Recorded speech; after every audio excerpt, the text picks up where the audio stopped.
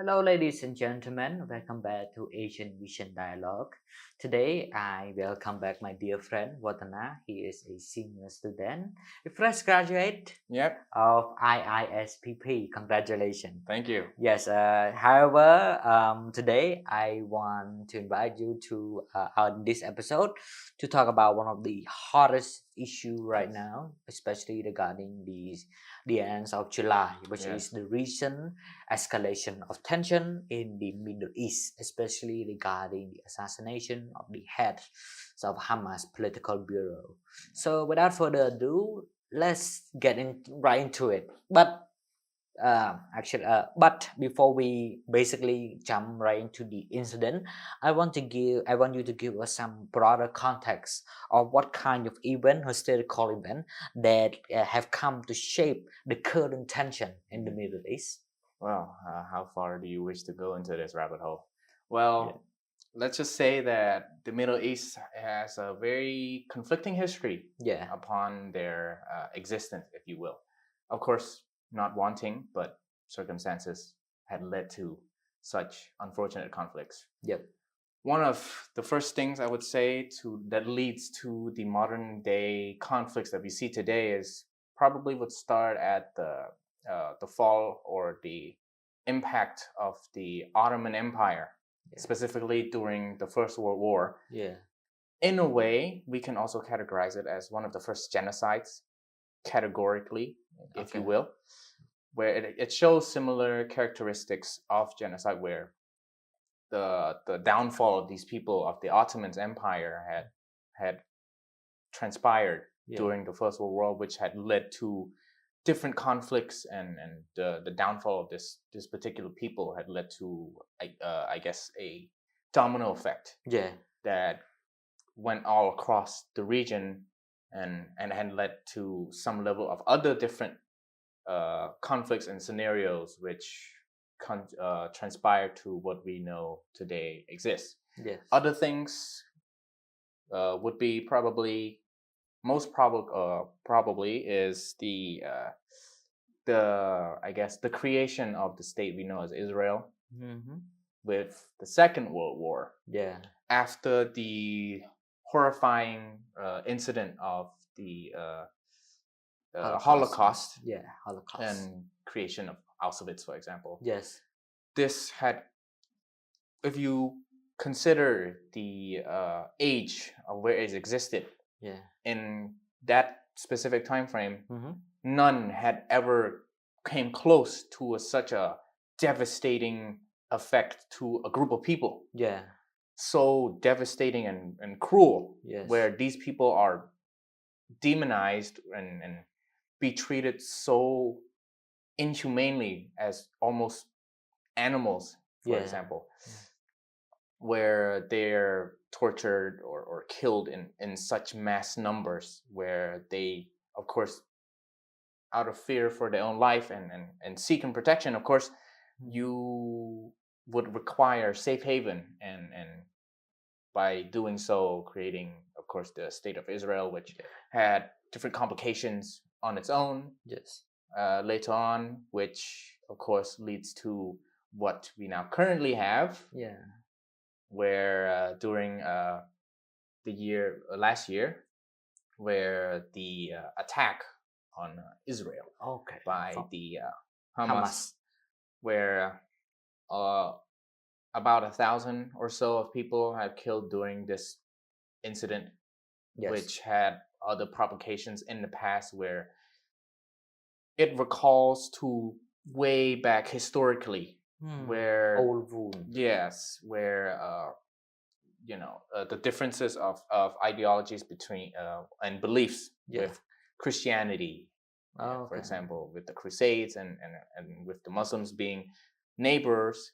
There's a lot of historical events where these two have collided, yeah, and rooted these historical events that has been rooted in these times had continues on towards time and into modern era, and led to you know disagreements between these two countries, and just the region in general, yeah, where religion had played a huge roles in conflict where Yeah.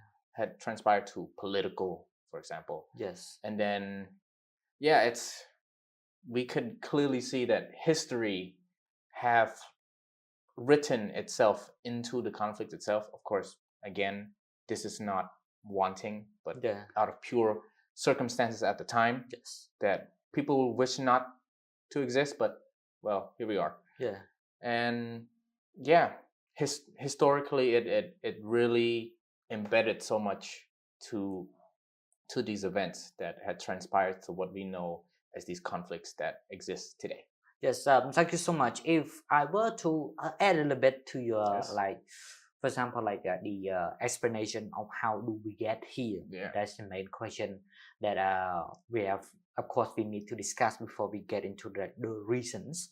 It's the 6 Day War between Israel and a coalition of the Arab states such as Egypt Yes. and Jordan, for example. Those are the catalysts that create the tension between the Arab states, such as Arab state, and of course the other regional power, are the state that see itself as a major power in the Middle East, such as Iran, and of course the recently assassination of the head of the Hamas in, I believe, on July 31st Yeah. of 2024. Of course, the assassination by rocket strikes in Iran will cause a real reaction Yes.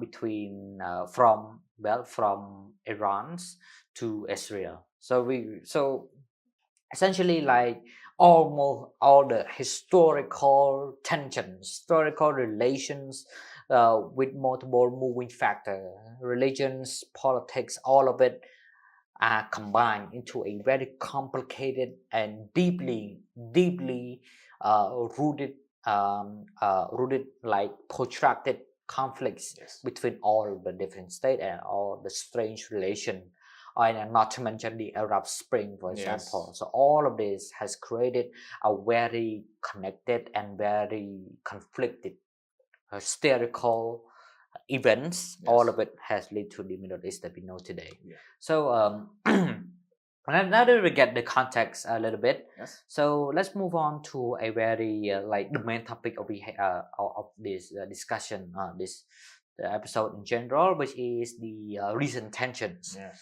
So the assassination of the head of the Hamas political bureau. So it happened in Iran.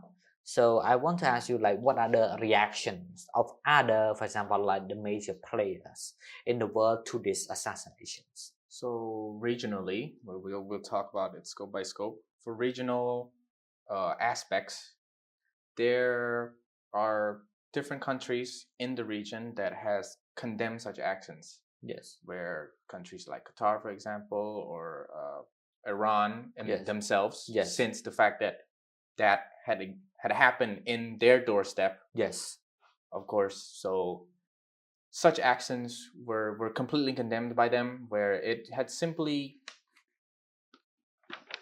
in simpler terms, just awful. Yes. To have happened. Where, so for Iran, in the perspective of Iran specifically, Yes. such event would definitely and is certainly quite the conundrum for them, where they, in a way, wouldn't not have expected, and that such things had to happen. So yeah.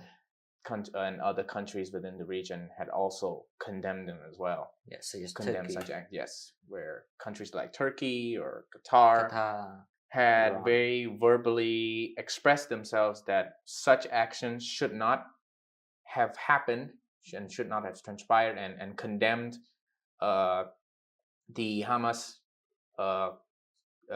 assassination, if Yes. you will. So Just okay. So what about the U.S., China, and Russia, for example, or in the EU?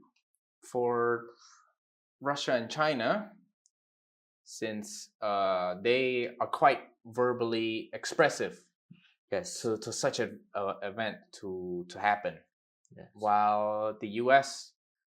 would be in a lesser state. I wouldn't say that they do not care, but they are hoping to have a more, I guess, a loosely way to say peaceful Yeah, by as having a ceasefire yes, where they do not deliberately condemn such actions, but hoping to have a room of balance in between the two chaos, yeah, yeah. where there could be a ceasefire and talks De-escalation. yes, de-escalation to have a level of like rational conversation and dialogue instead, Yeah. while Russia and China Mm. and also the EU as well had fully condemned such actions, rightfully so, where uh, the events of this assassination had led to, since in rational form, which is of course in no other way to describe it as simply just an horrendous act. Yes, I wouldn't say that the EU is truly verbally like especially condemned, but it's just that they focus on de-escalation. That's the only well, if you read it like that. Yeah. But from my point of view, I think they want to focus on de-escalation. And regarding Israel point of view, I think some far right group would see this action as a necessary step to basically like completely remove the Hamas in general.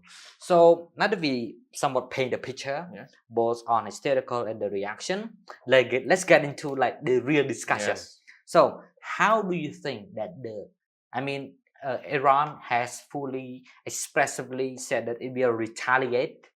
It will essentially say that this a vow of retaliation back to Israel. Do you think that this increased tension, how will it affect the international community? Well, for such comments Yes. to have been made, I think the it should not be taken lightly. That's for sure. Yes. Where with, as we mentioned before, where the region itself is embedded with historical events that had conflict, Yes. this could lead to quite a concern when it comes to, I guess, the global prospects, where things might escalate quite intensely. Yes. So for things to have taken lightly, it just be might not be the best choice to make. Yes. So what as the international's prospects, there should be talks Yeah. and solutions to Yeah. find a way to find balance in all the chaos, to seek for any resolutions or solutions, to be able to figure out something. I Yes. wouldn't say be able to fix, because we know clearly based on these events, based on different times, Yes. that it is not as easily be mended. Yeah. So the best there is for the region is to have some level of understanding, some level of respect, if you will, to try and find the middle ground, to seek for any peaceful solutions. Yeah, because all this discussion regarding like the Middle East, like the region that quite, to be honest, like quite far away from us. Yes. So the frequently asked question that why should we care, Yeah. right? Why should we care?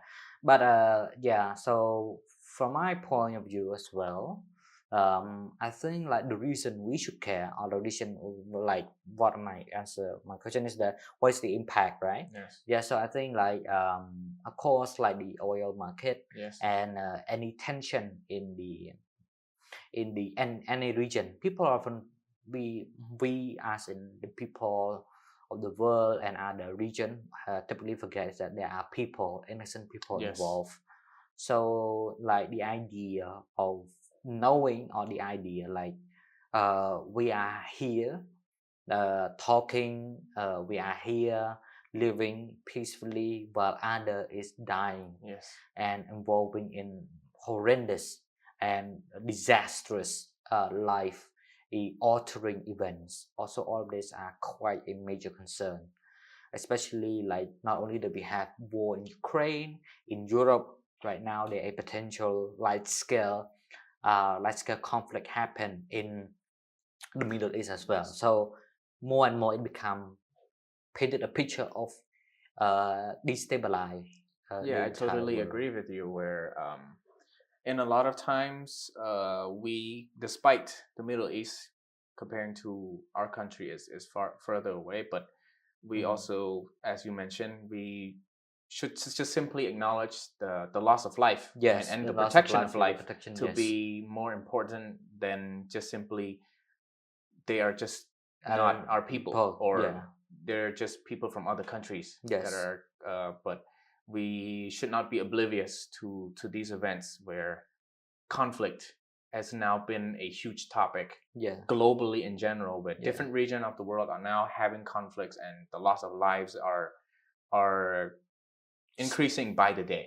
of course. Yeah, So where when these conflicts happen, it's more of an obligation for all to support the protection of life, yeah, and so peaceful prospect should always be the implications. yes, Where while there are times that we believe that we could not yes, able to do anything, but to acknowledge that is already a first step to seeking better solutions, to acknowledge that yes, this conflicts that is currently transpiring and causing the lives of innocent people mm. is definitely an issue that is needed attention for, Mm. regardless of whatever ethnicity that you may be. Yes.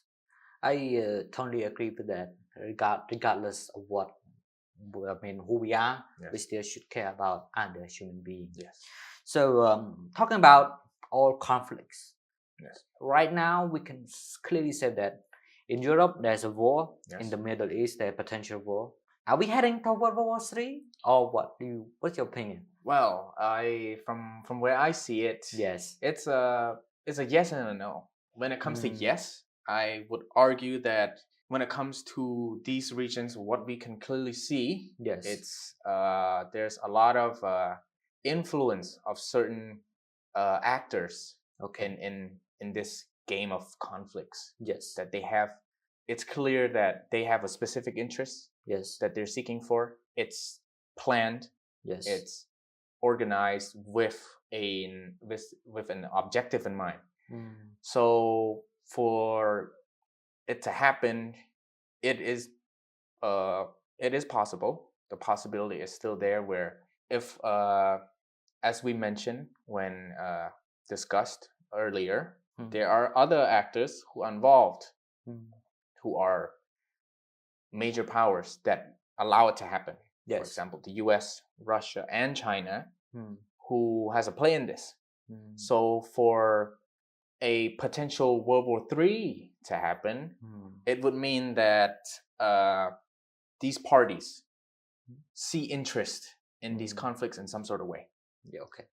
So they capitalize on the Yes. interest that they deem to gain Yes. by participation in war Mhm. between each other. Yeah. So major powers uh, would take sides, Mm. if you will, on one party and then escalate their own interests and colliding with other countries' interests, colliding with each other and creating what a potential World War III would be. Yeah.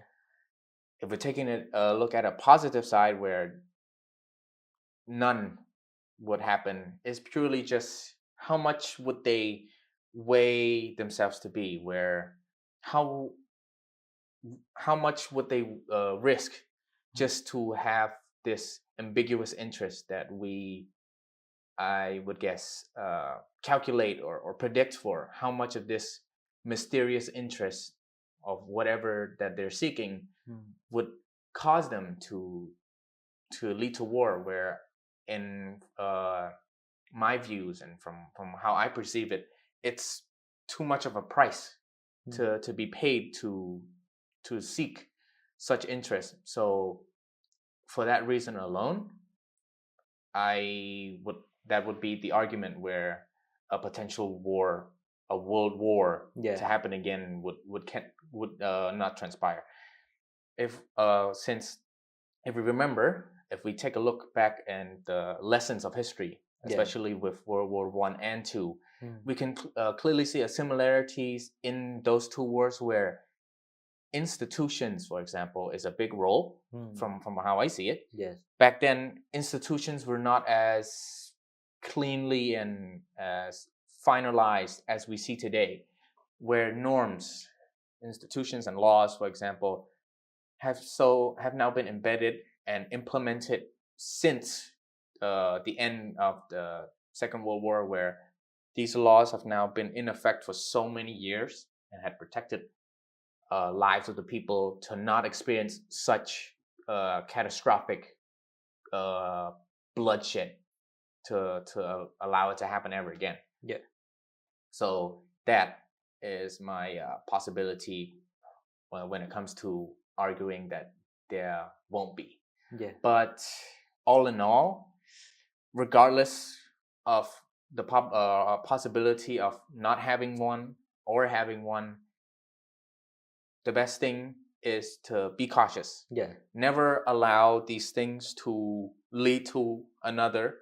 At the end of the day, as we just mentioned before, lives of the people will Yeah. always be the most important. Of course. So for the region, I think it will always be going back to peaceful solutions in some sort of way. Yeah. But of course, it's always easier said than done. Yeah, of course. I totally agree with that analysis. I mean, when you see like the word here, World War III, it's a big word, Yes, right? of course. It's a big word because you implying that the world will go into war with Yes. with each other, right? Yeah.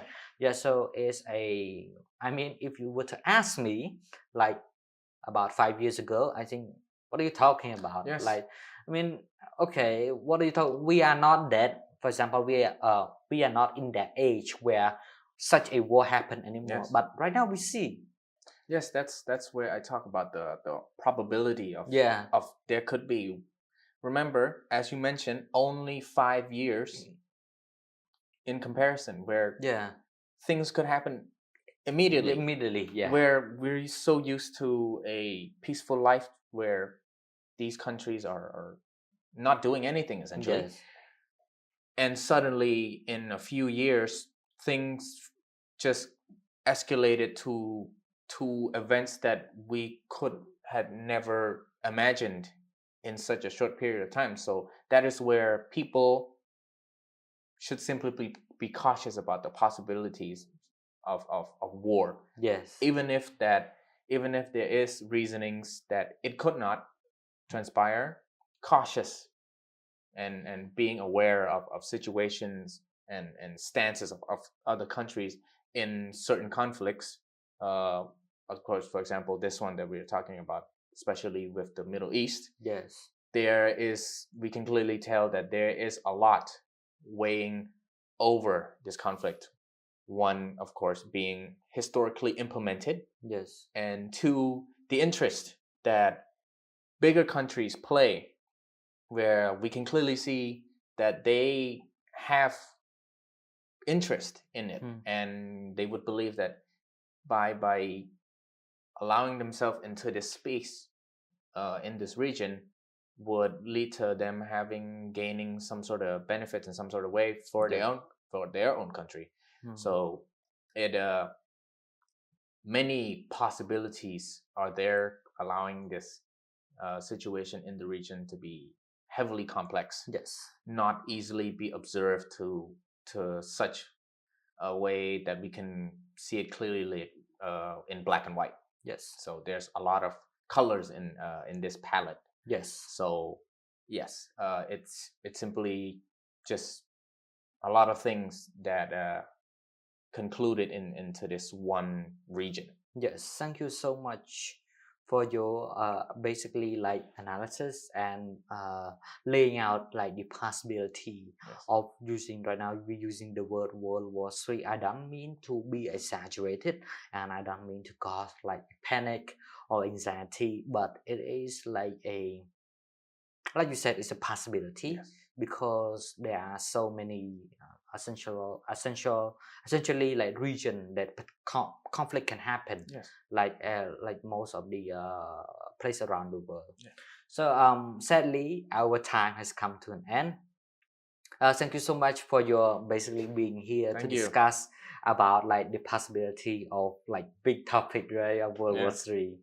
However, I think it is an important thing to discuss, regardless of we, for example, like if even if we are were to wrong, it is Yes. still good to be that we choose this topic to discuss. Yes. And if it were really to happen, what would we do? For example, like resilient discussion is Yes. need to happen in any possibility. Yes. So thank you for being here. Thank you everyone for essentially like joining us in this discussion of the recent tension in the Middle East, and hopefully we can see each other in another episode. Thank you.